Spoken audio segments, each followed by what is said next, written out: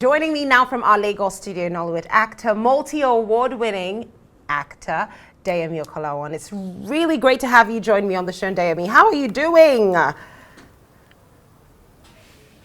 doing amazing, Kachi. It is such a pleasure to be here. Absolutely. It's been a hot minute since you stopped by, and I'm happy to say that because within the last time you were here and now, we've seen tremendous growth. We have definitely seen that, especially in the fact that you have really stepped into your pioneering seat as a filmmaker. So let's begin with that. Congratulations. But let's start with that. You are taking on more and more projects as a pioneer in the industry with regards to filmmaking, directing, producing. And how has that experience been like for you? Well, as with anything one does for the first time, it's been hugely challenging, hugely challenging. But I am thankful that apparently all the years I've been in front of the camera, I paid attention to what was going on behind the camera, and all those years of experience sort of like played into the work that I'm doing now, and it's been a wonderful experience. Happy to see it because I feel like this is every I like to assume, or maybe it's not, but I like to believe that this is every person in the industry's dream, to go from being in front of the camera to now understanding the rudiments of what it's like behind the camera. Now, you have a new film right now, and I know that this industry isn't easy, but how would you say your perspective about Nollywood has changed being in front of the camera versus being behind the camera? So I've always felt, that I've always known that the potential for the Nigerian film industry, I've always known it's immense. We've only just begun to scratch the surface. And me coming in at this time to produce work that I believe in, work that I have a measure of, or that gives me the opportunity to participate in telling the stories that I'm actually interested in telling, has totally changed both my career and my perspective, really. With 3 working days, we really looked at the situation of the average man. We're trying to tell African stories, but we're also trying to tell relatable African stories. Gone are the times when we try to tell American stories in Nigeria. We're making our content for us, so it's movies for us, by us. And same with 3 working days as with my previous film, we decided to look for a relatable story. And 3 working days, if you've seen the trailer, really, it's about a man who's faced with this challenge of having a sick child in the hospital while there is a banking crisis, transfers not working, can't pay hospital bills, and it's an emergency and nobody's listening. And it's kind of like a note of warning, really, it's not just for entertainment, it's to remind us that there's only so far you can push, people. There's only so far you can push, especially a man. You don't want to see him at breaking point. And really, for me, the more interesting thing is what I'm coming from a year where I've been pushed. I've been pushed to the wall. And I'm also warning people that don't push people too far. You might not like the response. You're okay to do what you want, but you cannot control the outcomes of those. And that's what we see in this movie. And I'm really, really proud of this film. And I'm looking forward to, getting feedback from everybody else who comes out this weekend to see the film. We have the premiere tomorrow, 17th. Advanced screenings across the country as well from tomorrow. But then Friday, Saturday, Sunday, opening weekend, the most important time for any movie. Please come and support us. We're starters, we're just beginning. Our seniors have done. Please, it's our turn to be supported. Please come out and support. Deyemi, there's a lot you've said in just that response that I just need to start breaking them apart because you've said so much important stuff. First of all, beginning with the fact that, we're telling our own stories. And, there's so much space in the sky for everyone. And I think as not just an industry now, as consumers of filmmaking, we need to start to reorient our minds to understanding that it's our films. For instance, this movie, I find it incredibly relatable because I spent an ungodly amount of time at the bank today, and I think it ruined my entire day. I just said to myself, I'm gonna flip my hair and I'm just gonna make it work. So I understand that frustration. And if I'm saying that there are people who were there longer than I was and who were there even before I arrived. So this is something that we can totally relate to, but I also think it also speaks to people's emotions and the expectation that we often have, or these institutions often have on people's emotion, like, oh, we're gonna push you, but you have to obey the law, so you cannot do this and you cannot do that and you cannot react. Yeah. So I think that's really what this movie is. So in a sense, it's almost venting people's emotions. So now let's talk about the consumers. Do you think that there is a lackluster response, I would put it, I'm just getting your opinion on this, to films that are usually not the usual tags, let me put it that way. Do you think that there's usually that response where you almost don't get as much people going in because they just assume that it's not just going to be interesting? Do you think that's something that exists in our industry? No, I don't think that to be true. I think Nigerians like what Nigerians like. And if you're catering, again, we have to be careful to not just cater to our local audience, but to our global audience as well. So even though we're telling stories that are relatable to Nigerians, it has to have a universal theme. So anybody anywhere in the world can also relate to that. It might be immediately relatable to us, but anywhere else in the world, somebody who watches the movie would also find it relatable.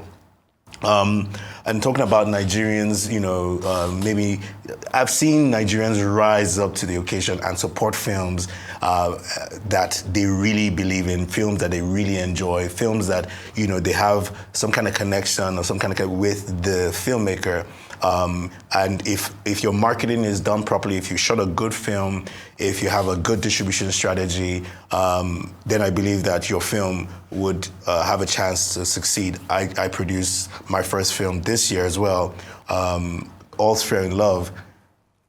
And we had this expectation based on, okay, it's my first film, let's not, expect too much. And we more than doubled the projected box office figures, for the film. So I do believe that if you catch the interest of Nigerians the right way, they will support your film. If you're doing the right thing, they will support your film. And that's what we've done with 3 working days, really, to present a film that everybody would enjoy, and that people will be proud of. To say, this is our film, just like we do with Afrobeats. Exactly. You just took the words out of my mouth. We take it to my next question because I had the Chief Content Officer at Film One, Ladun, join me on the show just a couple of days ago. I mean, we're talking about the importance of a good story, how it is incredibly necessary to just catch that story that's going to appeal to your audience. And that's really what Film One looks into, because I know this is also a Film One Studios project. So it's quite interesting that, you're on the show today. But like you've just mentioned now, how do we juxtapose the need? And this is a purely individual question for you as a filmmaker. How do you juxtapose the desire, I would say, or the expectation on a filmmaker that as a filmmaker, listen, you need to make sure you're creating films that, relate to your audiences and they can watch it and they can appreciate it. But you also need to make sure that you're also appealing to the standard that will now make this film award notable or award ready or award relevant, not just our local awards, but our international awards, because that is what is going to give us that international visibility. So as a filmmaker, how do you juxtapose these two positions to create your own stories? It's really simple. It's not about the film, really. It's about the filmmaker and the filmmaker's worldview. If you have a limited worldview, then you can only go so far in reaching a global audience. So the work really is that the filmmaker and our writers and really our entire film industry, we need to expand our worldview. We need to become truly global citizens. We need to understand, again, I'm having a human experience. It is by and large, the same experience most people will have. So the truth is, if I'm telling an authentic story, a story that is authentic first to me, and I'm basing this on the right paradigms, then surely other people will relate to the said film. So it's really not about trying to produce content that the audience would enjoy. It's about making sure, first of all, that you have a balanced and well-versed worldview, and you infuse that into whatever kind of story that you're telling. Because yes, you might have this idea to do something that you think people might like, and every filmmaker, everybody who's ever produced any movie, really does. We all do believe that those films are going to do well and are relatable and all that. But the difference is, some of us and some people. I mean, I'm learning, along the journey myself, and I'm learning from the greats. I have the great A.Y. Makun, Funke Akindele, ahead of me, Muabudu, Kunle Afolayan. We have such amazing examples to follow, and they've raised the bar, the standard, Bolanle Austin Peters, so high. But they've allowed, the younger ones like us, have a higher platform from which to project Nigeria and our story to the world. I think that's a great way to put it, and like I also mentioned before you even said that, there's so much room for everyone to fly, and I'm really excited to see where, our industry is going, because I think we need more filmmakers. Yeah. Contrary to what the opinion, that we have enough, I think we need more. We can never have enough. So, Deyemi, before I let you go now, we're going to get into what you've been up to apart from, working on 3 working days. How would you say this project really took from you in terms of your time, in terms of your mental capacity, and in terms of your mental health as well? Because I know that you were playing the role of the father in this film, and there was a lot of grittiness with the character. So how much would you say this film took from you as a person? Okay, so I had just hinted that, I was coming from having one of the most interesting years of my life. I think I really got to see the underbelly of humanity. I've always projected love or tried as much as I can to project love and peace and light and do my job, And I just always felt, the same would happen to you automatically. I found out that that's not true. But you see, all that energy, and again, as I said, if you're living authentically and telling the right stories, I took that energy, and I put it into this character. And again, I have 3 boys. And I really cannot tell you what would happen if anyone was to threaten my children or my wife in any way, shape, or form. And just taking that thought and building on it, I found that, I was in a constant state, and you see it in the movie, of rage. And it took a while, to get out of that character. And I find that, because I've been careful over the last few years, I'm being very, very selective about the work that I do. Just because I immerse myself so much into characters that I'm just trying to be more careful with my mental health. I've been careless with my mental health in the past, and I've seen the results, the effects of that. But it's a deliberate, and I'm very intentional about exorcising these characters from myself. So yes, you see a character who is filled with rage from the incidents and the happenings in the movie, but for it to be real to the audience, it has to be real, to the actors as well. So I went through that process. It was real. It was traumatizing.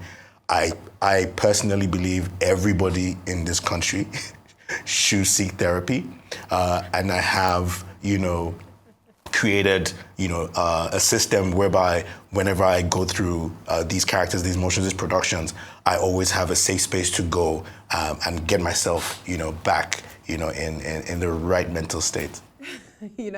About what you said, like you strongly believe everyone in this country should seek therapy. I have to agree with you.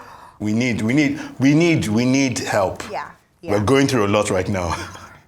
Deyemi, we are. We truly, I think you're right. But I also think that therapy could come in different forms. I feel us even having this conversation is therapy for someone Yeah, of watching. course. You know? Because first of all, you need to understand that you're not alone and you're not crazy.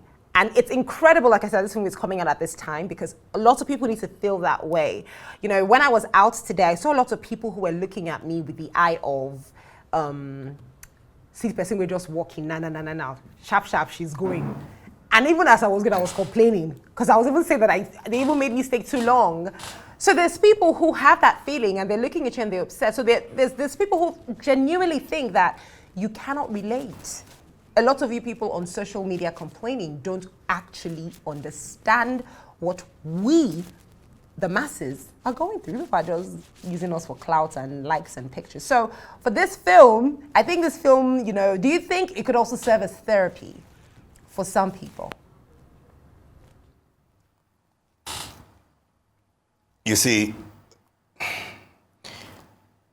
the reason why I do what I do is because I understand the power of films. Films have the power to inspire, to motivate, to encourage, to heal. And I find that very therapeutic for anyone. So you were right, there are different forms of therapy. But as long as you can identify either through speaking with someone, through reading a book, through movies as well, that you're not alone in the world, that other people are going through the same thing that you're going through and they can survive it, then, you know, we've done our job. I absolutely love what I do. I love telling stories. I've loved it telling as an actor, and now I love telling stories as a filmmaker. And I really and truly want to create an environment where whatever the issues are that you're dealing with, the fuel prices, the cost of electricity, the economy in the state that it is right now as we grow our country from where we're coming from, I believe that we have to create such opportunities for people to just relax, you know, just take a breather and take their minds off all the things that they're going through. And 3 working days for me was therapeutic. First of all, for me, and I've seen this movie 100 times, and I do believe that, you know, especially, I have a passion for men. As a man, I have a passion for men. I'm saying it is right to support women. It is the right thing to do to support girls and women. But please let us not forget to support the men. Let us not forget to support the boys. I'm a filmmaker. Please come and support me too. But let us remember that, you know, there's a whole generation of men who need the right tools to survive in the times that we're in mentally. And I think that with 3 working days, you know, we would achieve some sort of respite, you know, from the issues that we're all facing. Fingers crossed, Deyemi. Fingers crossed. Well, congratulations to you on that project, and thank you so much for joining me on the show. Thank you. I'm looking forward to watching the film as well, and I'll definitely be giving you my feedback.